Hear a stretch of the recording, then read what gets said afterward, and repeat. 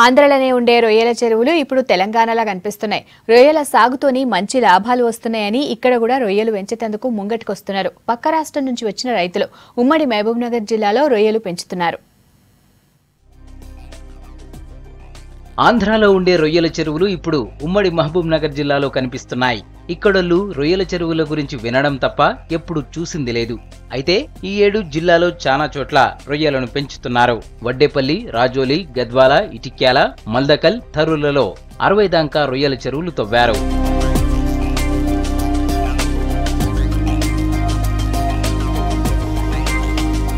ఇక్కడి రైతులకు రొయ్యల పెంపకం తెలియకపోవడంతోని ఆంధ్ర నుంచి కొంతమందిని కూలీకి తీసుకొచ్చారు. కృష్ణా, నెల్లూరు, గోదావరి జిల్లాల నుంచి 200 కుటుంబాల దాకా ఇక్కడికొచ్చి చెరువులను గుత్తకు తీసుకొని రొయ్యలను పెంచుతున్నారు.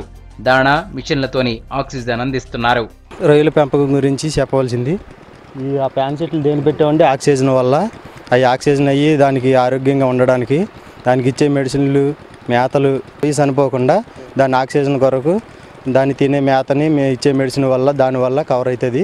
దాన్ని పెట్టి ఇప్పుడు మేము వేసేది 1/2 ఎకరాలు వేస్తున్నాము. దీనివల్ల కొద్దిగా గొప్ప తింటున్నాము, కొద్దిగా గొప్ప లాభాలు ఉన్నాయి. ఏమీ లేదండి, కొల్లేరు మొత్తం కొట్టేశారు.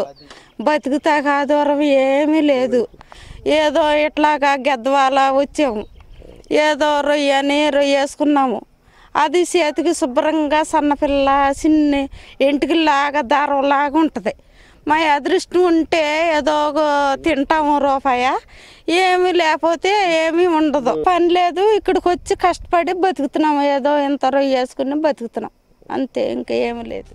రొయ్యల పెంపకం మంచిగుందంటున్నారు మత్స్యశాఖ ఆఫీసర్లు. ఒక్కో చెరువుల 2 టన్నుల రొయ్యల దాకా పెంచొచ్చంటున్నారు. జిల్లాలోని కొన్ని చెరువుల్లో వెనామీ రొయ్యలు ఇడిచిపెట్టినట్లు చెప్తున్నారు. రొయ్యలు మంచిగా పెరిగితే ఒక్కో చెరువుల 2 లక్షల కంటే ఎక్కువే ఆదాయం వస్తుందంటున్నారు. ఇవాళ ఈ వెనామీ అన్నటువంటిది ఒక కొత్త రకమైనటువంటి రొయ్య. ఇది ఆంధ్ర ప్రాంతం లోపల మరియు భారతదేశం అంతటా కూడా మంచి లాబడి సంతరించుకున్నటువంటిది.